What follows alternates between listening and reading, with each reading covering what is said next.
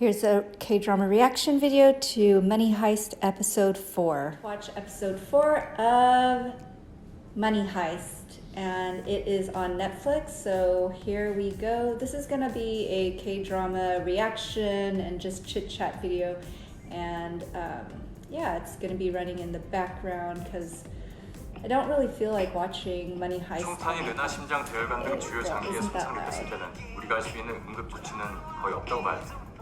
하지만 그의 연부 조직이 손상됐을 때 I heard that Money Heist was a US based K-drama series, and I did not watch the series for the US version, so I'm currently wanting to watch it in the Korean version because I do K-drama recommendations. But I'm not sure if I really have been enjoying this drama series.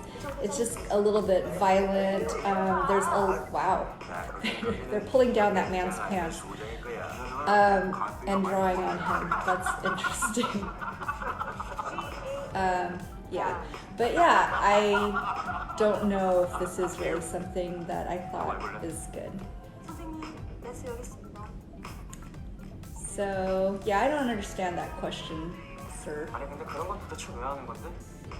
But a lot of these actors in this particular K-drama, they're pretty famous on their own right, so it's been a pretty good drama so far. If you like very high stakes kind of drama, something a little bit more, I guess, different. But I do like it. But let me know if you have any questions about Korean dramas because I love them. I can give you recommendations on different genres, so feel free to ask me any questions about K-dramas.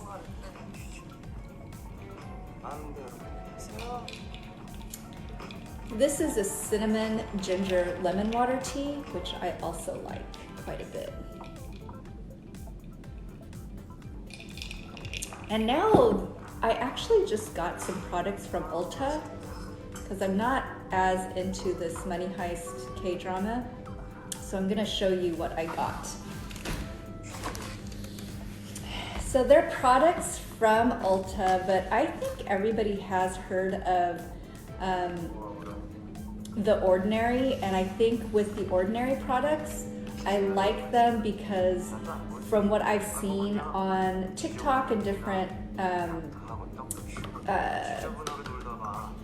reviews, they have pretty good products with very minimal marketing, so that's why they have a good product line. So I got a hair scalp treatment, and I think we could all use healthy scalps, so that's why I got this. And it's in a nice glass bottle, and it's in a dropper style, so I thought that that was kind of cool.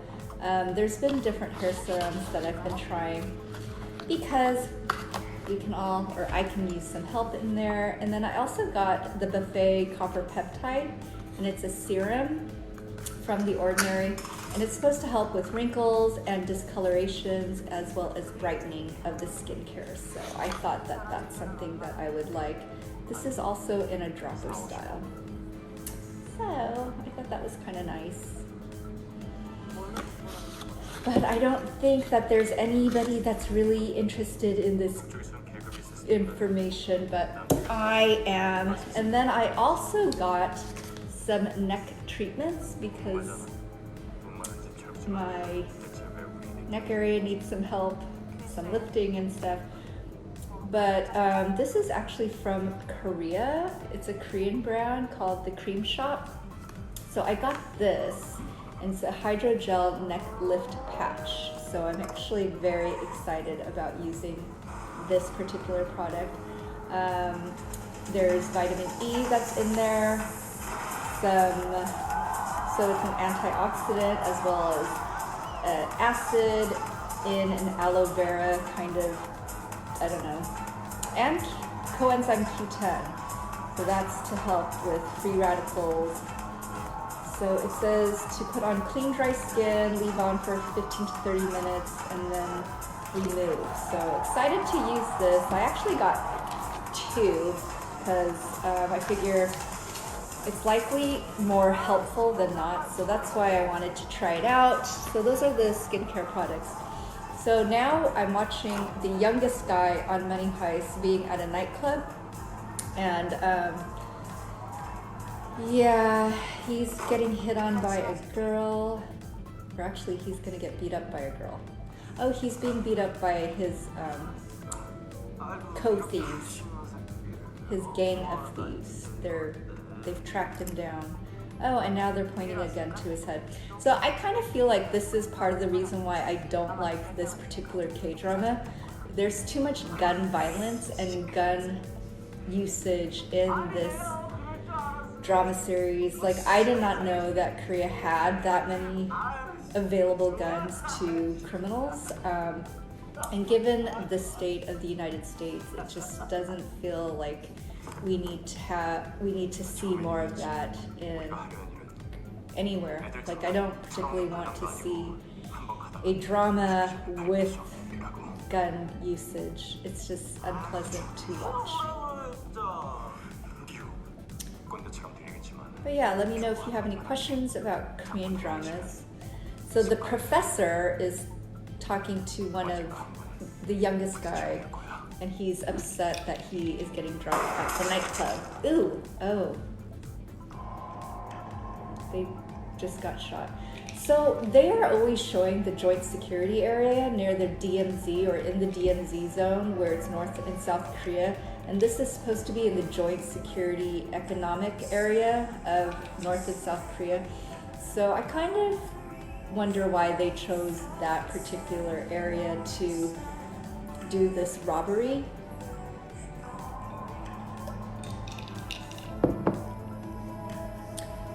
So yeah.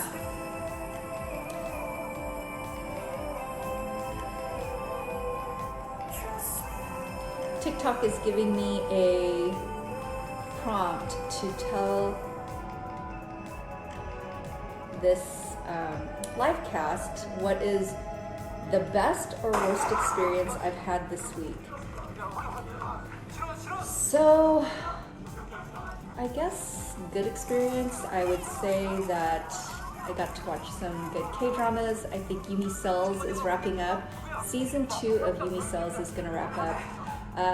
From what I can tell and what was said in one of my postings on TikTok, someone was saying there's not going to be a season 3 of Yumi Cells, which is fine. It was really good in season 1 with An Bo-hyun, but season 2, it's very Jin Young from GOT7 focused, and I'm not as big of a fan of Jin Young as I am of An Bo-hyun. So for me, it is kind of whatever.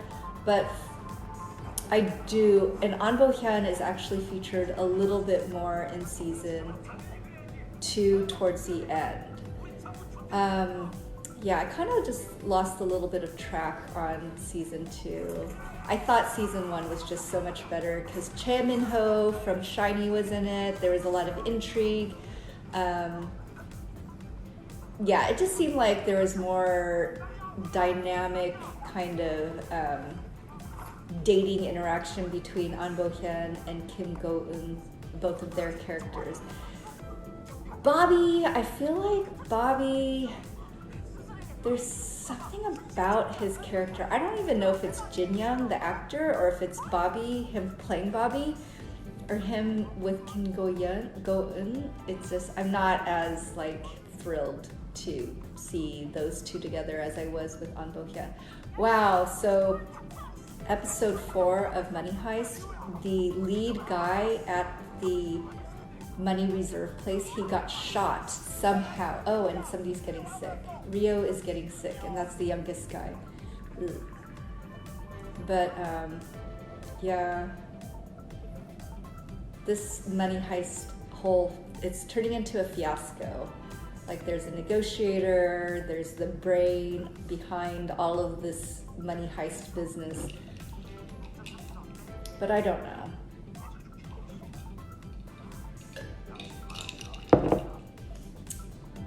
But let me know if you have any questions about Korean dramas, because I watch a number of them. It is what I am trying to build within a big community of K-drama watchers, so we can have discussion and perhaps like grow the community. I know there's actually a lot of different blogs and websites dedicated to it, as well as different bloggers. A lot of the bloggers that I follow, they're out in Asia, so they are in like the Philippines or Indonesia. Seems like a lot of them are in Philippines as well. So yeah, I haven't found as many or I just don't know of any that's in the United States that I can collaborate with. But it would be interesting, and I would like to do some collaborations. So if anybody knows of anybody, please let me know. Oh, the negotiator for the South Korean side just got upset. This K-drama, oh, and she's smoking. That's another thing that I find interesting, is that the Korean dramas, they are now bringing back smoking cigarettes in the videos. Before they didn't, because I think they were trying to not promote cigarette smoking. But I think in the past year, I've seen a lot more cigarette smoking in the dramas, and I think it's because the cigarette companies are paying a lot of money for airtime in dramas. So I don't think that that's a good thing. I know that in the Asia markets, there's a lot of cigarette smoking. It's still very widely used. It's still promoted as kind of a sophisticated, maybe sexy type of thing, but it really just does not help anyone with health issues. So I don't know why they're promoting it again.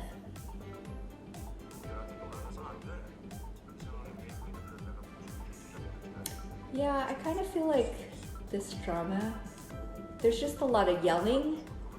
There's not as much plot development. So I know that they were trying to hopefully launch it off of the coattails of Squid Games, because it's kind of still that same violent type of genre.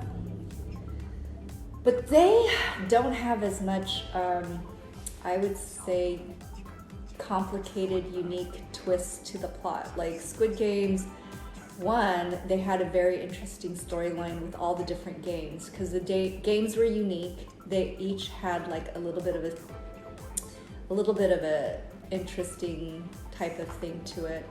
And then they also had Lee Jung-jae, who has been an actor for many, many, many years, and then just very strong actors. I mean, they have good actors on this Money Heist as well, but the interaction isn't as there's not as much camaraderie. And in Squid Games, they were all banded together in some ways to survive. I mean, in the end, you always knew that there was only going to be one survivor, and that kind of helped keep the intrigue up.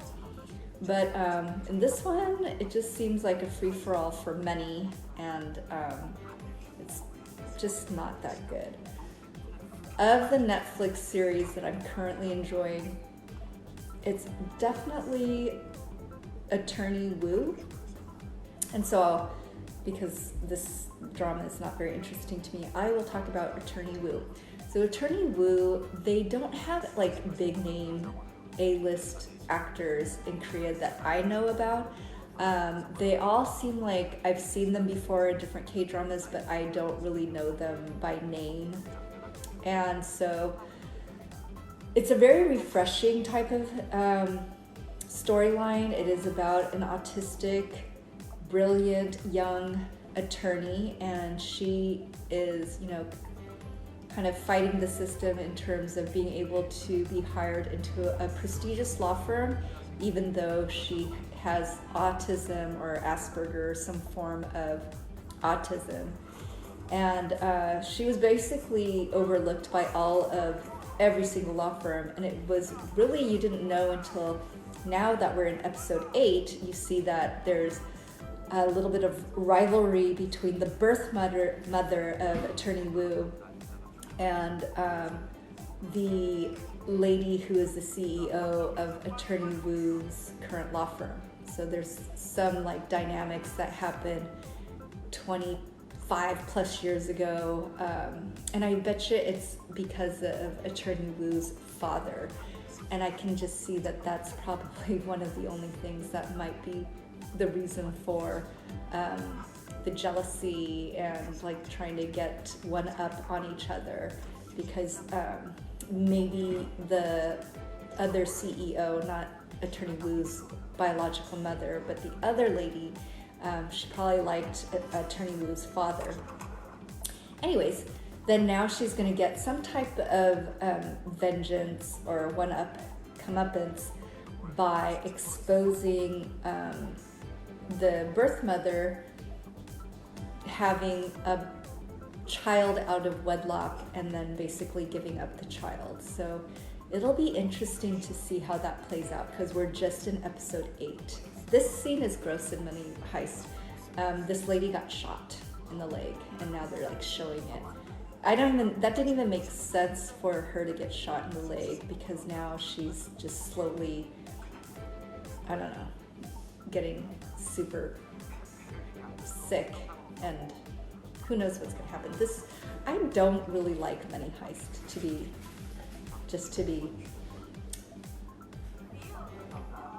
saying it. I don't even know why I continue to watch it, except it is a series and I committed to watching it. So we are now in, I have another hour of watching this K-drama. So I guess I'll keep talking about Attorney Wu. So anyways, and I thought what was interesting, and so Attorney Wu, she is beautiful. She even acknowledges that she knows that she's attractive, and she also acknowledges that her personality is very difficult, and if anyone were to fall in love with her or want to be with her, that they would be having a difficult time or struggling because of her uniqueness of the way her brain thinks with autism, Asperger.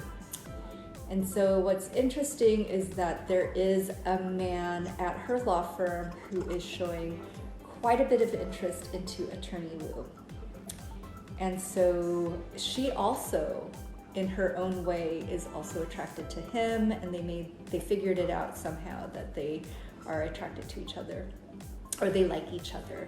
And hers is a very innocent form. You know, she's obviously never dated. She doesn't have many friends except for her law school kind of friend, rival, who is now working at the same law firm as her. And I really like the fact that she stuck up for Attorney Wu when somebody else was trying to, you know, drag her through the internet posting. So that was pretty good. And then what else is there?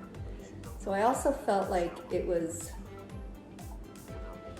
that love interest line is kind of interesting for me to get to know through this K-drama, because it does make you think, like, okay, if one person is, they call it, I forget which one is neurodivergent, neuro something. There's something like where people who are not classified with autism or Asperger, they're one type of neuro, and I forget what it's called. The other one, of course, has Asperger's.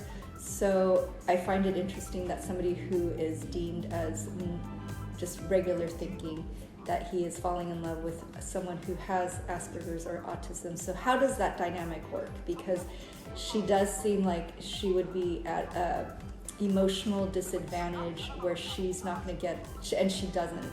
In the K-drama, it is shown to the audience that she does not pick up on most social cues. She had to learn facial expressions. So she's not getting a lot of some of the things that other regular normal, whatever it's called, somebody who does not have that classification.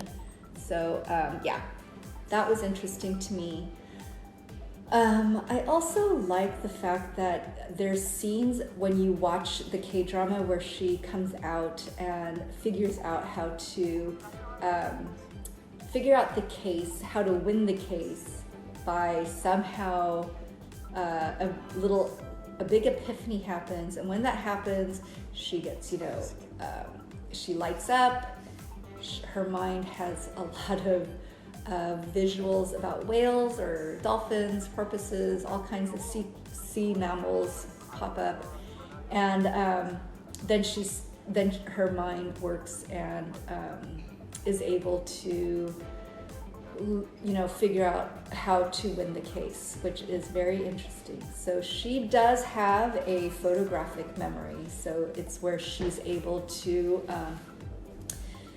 just memorize pages and pages of documents verbatim, which is one of those things that can be unique to individuals with autism or Asperger's.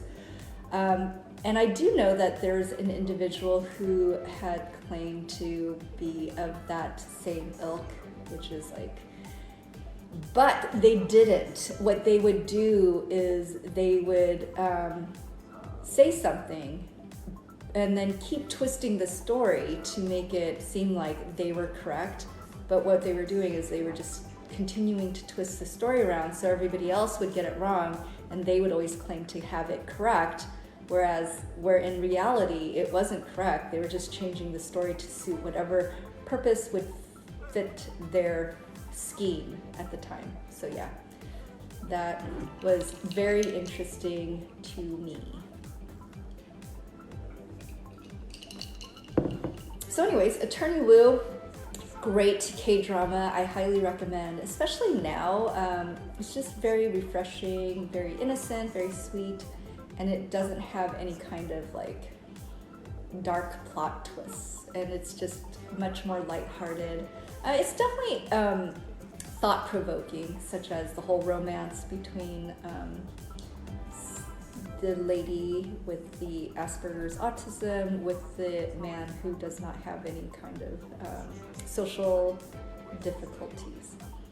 It's much better than Money Heist, for sure. And that's actually why I began to watch it, because on TikTok it had said that Attorney Woo was just really drawing in the ratings in Korea. So I found that to be interesting, because what is popular around the world doesn't necessarily mean what is popular in Korea for K-dramas. But for me, Attorney Woo is just super cute and fun and sweet. So I also agree with those who recommended Attorney Woo, because it is a very cute, fun K-drama to watch.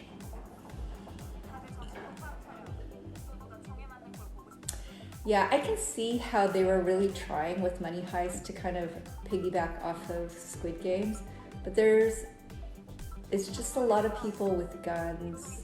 There's a lot of violence, and I think the suit, the little red suit and the mask, that's the big thing where they're trying to mimic Squid Games. I think that they did not do as well.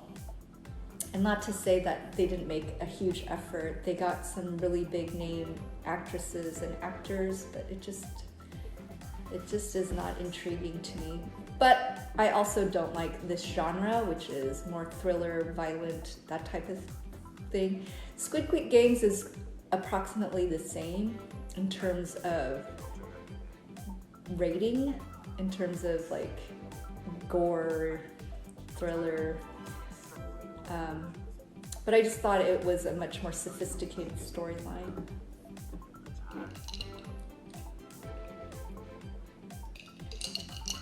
I mean, they're trying to do flashbacks of the main characters like Rio and Tokyo and the professor, how they got to this place of thievery.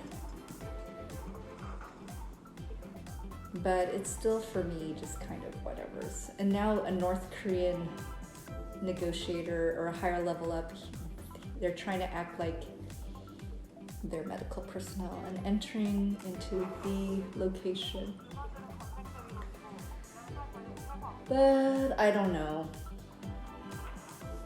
It's still not of huge interest to me.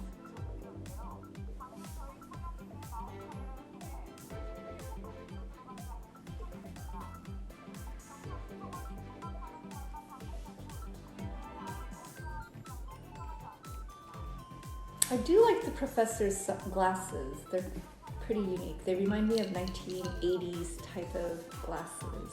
Kind of like different type of shape, tortoiseshell, plastic.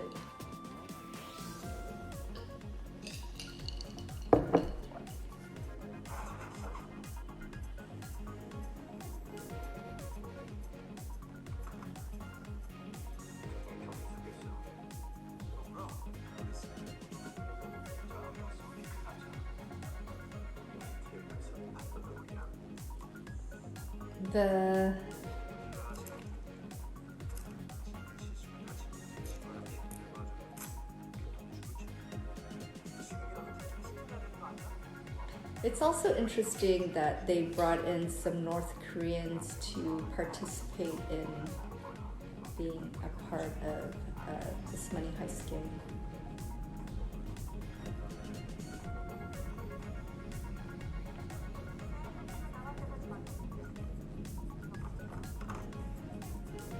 I'm not really sure if I can watch this entire K-drama. I still have 44 minutes of this, and it's truly boring.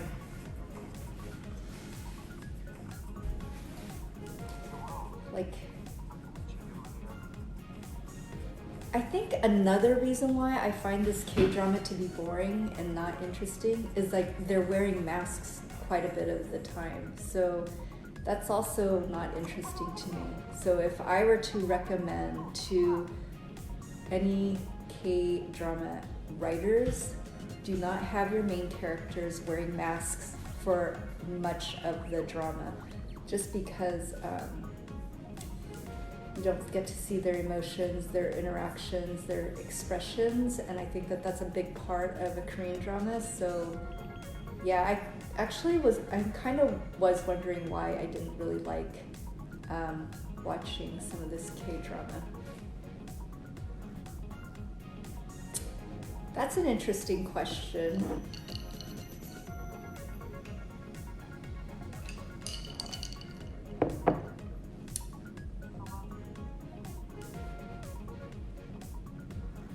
It reminds me of the Short King question.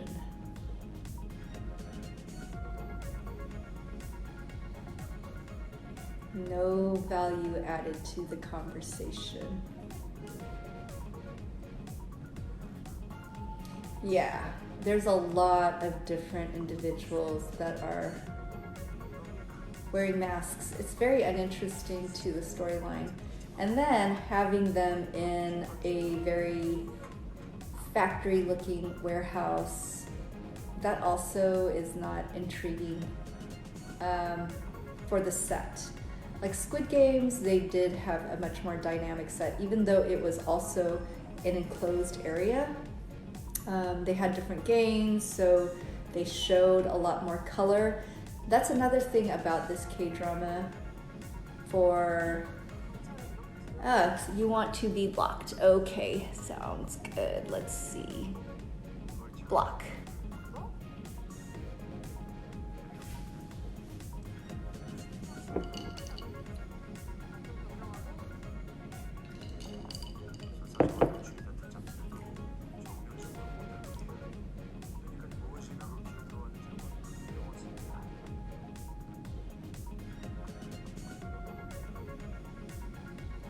I gotta wonder why some people go on to other people's live streams to antagonize them. Ew, he's bleeding out. And it doesn't help that they brought in a negotiator / person who can't medically help him.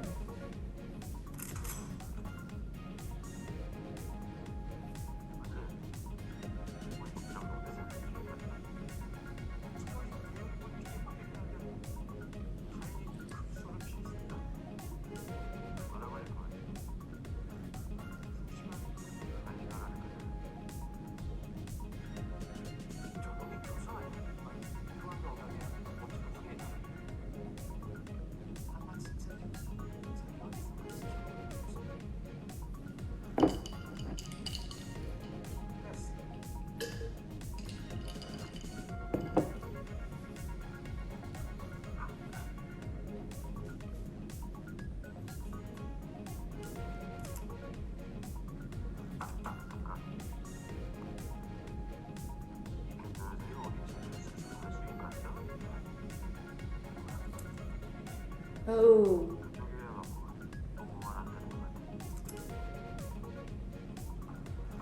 nice. He's having the negotiator do the surgery.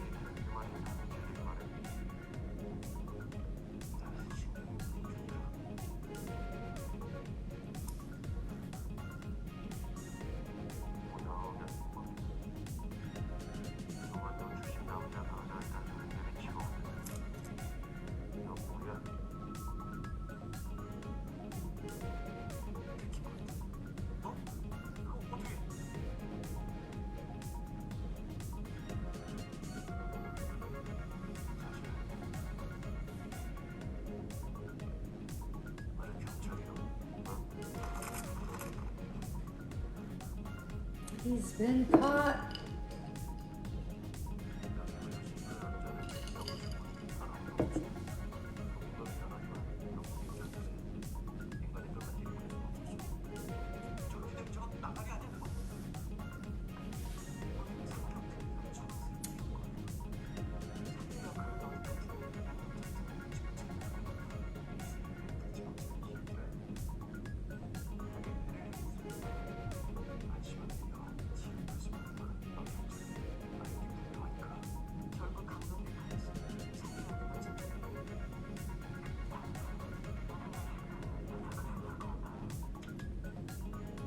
Yeah.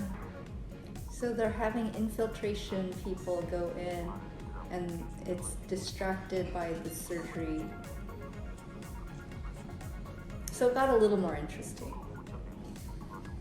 I don't know how long they're able to drag this out for. Like Money Heist, in one enclosed area, they are trying to break out with a whole bunch of money. I personally just don't find this to be a very interesting K-drama.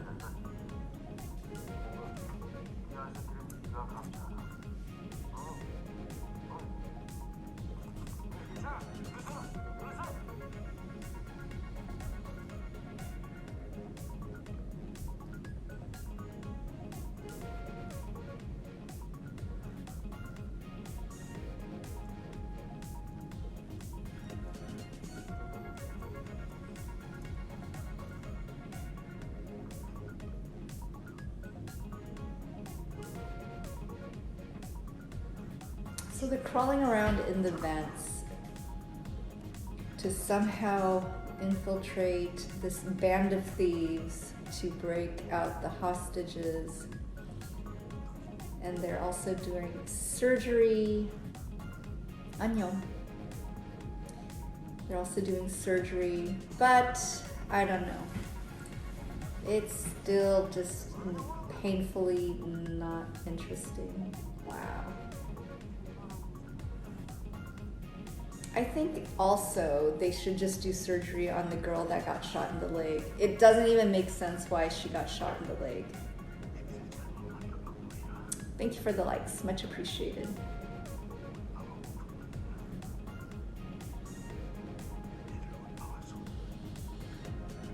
So I remember watching her, the girl who got shot in the leg.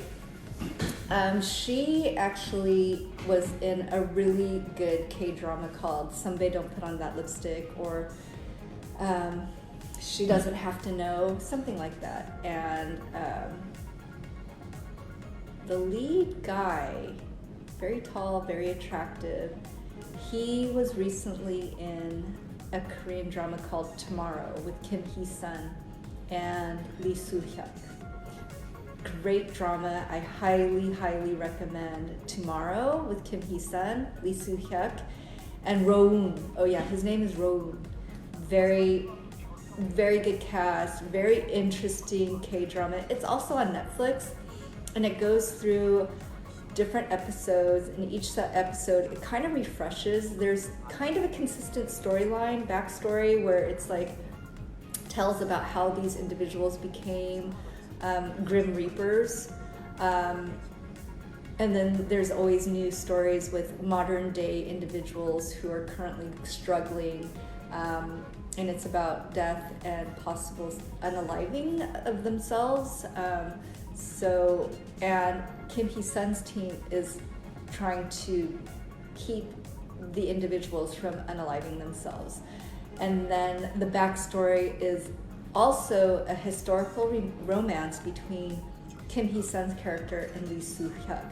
So what I thought was interesting is that Ro-woon is definitely a leading man kind of quality, but for whatever reason, I don't know if it changed because of the dynamics within the individuals who are between Lee Soo-hyuk, Kim Hee-sun, and Ro-woon's character, but they never really developed a love triangle. It was always just kind of teamwork for the, I guess, the squad of Grim Reapers. And then the love story really happened with this historical portion between Kim Hee-sun and Lee Soo-hyuk's character. So I thought that was interesting. But Ro-woon was in Sunbae Don't Put On That Lipstick, and that was really cute. It was a modern day kind of Nuna romance between Ro-woon's character and his Nuna from work that he fell in love with. And that Nuna's boyfriend had an ex-girlfriend who is in Money Heist. She's the one who got her leg shot. And the girl who got her leg shot in Sunbae Don't Put On That Lipstick, she was from a very wealthy family.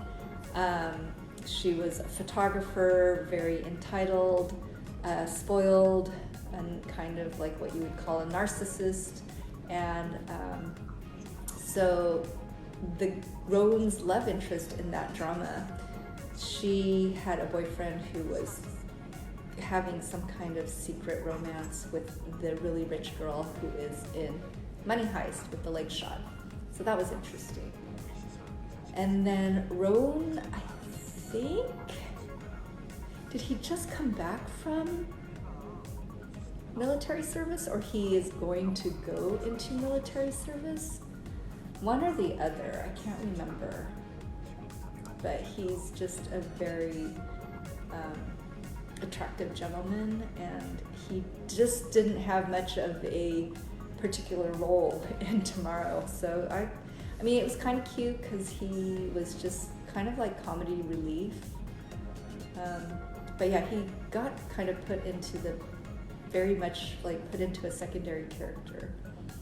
And what's also interesting is in Tomorrow with Kim Hee-sun,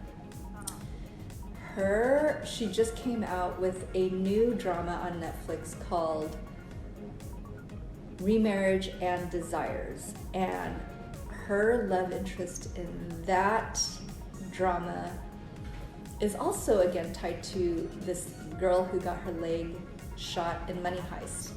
That is the boyfriend from Somebody Don't Put On the Lipstick, who was having an affair with a girl, not really an affair, who was kind of somehow tied to the girl who got her leg shot in Money Heist. So it's a very small little world.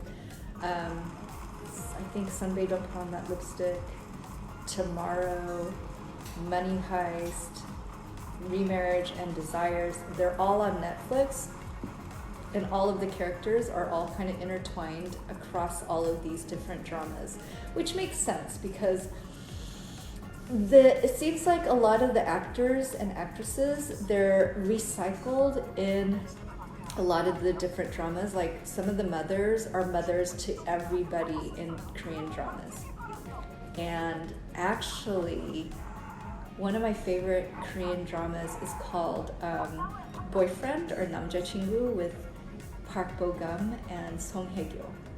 So in that drama, Park Bo-gum's mother is the woman who is the CEO of Attorney Woo's company. But she plays what I think is a much younger character. I mean, she's not that much younger. She's probably in her 40s, late 40s maybe, in the K-drama Attorney Woo. But it almost feels like in the drama Boyfriend or 남자친구, she was playing a mother in her mid-50s because Park Bo-gum's character was in his late 20s and about to go into the military service. So yeah, it would make sense that she would be in her early to mid 50s in that drama. And honestly, Park Bo-gum and that actress, they seem kind of like not really similar in age, but maybe only 10 years apart. So she kind of played a good mom, just because I think they didn't do much in terms of her fashion. She had no fashion. She was kind of wearing just motherly type of clothing, and she barely had any makeup on, so that kind of made her also look quite a bit washed out. But I do highly recommend Namja Chingu, or Boyfriend with Park Bo-gum, just because it's a very cute, fun storyline. It starts off in Cuba, with Song Hye-kyo and Park Bo-gum. Like, Park Bo-gum's out there just because he's there on vacation, and it's so beautifully shot. They really did so well in showcasing Cuba's beach area, the beautiful cars, the hotels, the restaurant, and I think salsa or tango, some type of dancing. So beautiful. Like, I was like really wanting to go to Cuba after watching Namja Chingu. And then Song Hye-kyo also was really good in terms of her character. Like, she's been playing kind of like stagnant characters, like a little bit like unemotional. Just her last drama, I forget what it's called, but it was with the good-looking guy that just went off into the military service. But wow, it was not good. It was basically a remake of Namja Chingu Boyfriend with a new guy, but basically same storyline, where she was this high-powered person struggling and meeting and dating a younger guy and having a fling with him. Just same story. Anyways, I don't recommend that one, but I do highly recommend Boyfriend or Namja Chingu. And you would think like she wouldn't have that much of a chemistry with Park Bo-gum, because Park Bo-gum is seemingly much younger than Song Hye-kyo, and also he's kind of more wafy. He's a little bit more, he's more feminine than masculine in terms of his mannerisms. I don't know, and but they just had great chemistry. They were very believable as a couple, even though it didn't seem believable because she was a divorcee, she was highly powered. He actually went to work for her company, so it was really awkward. But Park Bo-gum is actually a very good actor. I personally don't find him to be like someone that I personally, he's not like somebody who, that I stand for, I'm not like a huge fan of him prior, even though he's been in some really good dramas like Reply 1988.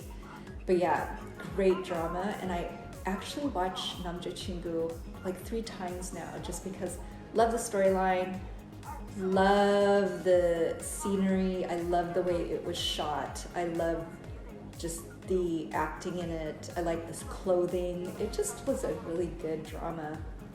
And and during that time, there was a huge controversy with the Song couple, which would be Song Hye-kyo, who was lead in Namja Chingu, and then her husband at the time, which is Song Joong-gi. And I don't really know what had happened, but there was a lot of rumors that were circulating. I don't know if any of the rumors were actually true or not, but eventually their marriage ended up in divorce, and Song Joong-gi actually came out, I think officially, I can't remember for sure, and he said it had nothing to do with Park Bo-gum's character, which is nice, because I think it was a good way for him to not involve Park Bo-gum, because like at that time his thing, oh, there goes the dog. So, yeah. Oh, I think I have to stop this live. But thanks for watching. Bye. Thanks for watching my review of episode 4 of Money Heist. Please like and subscribe to my channel. Thank you so much.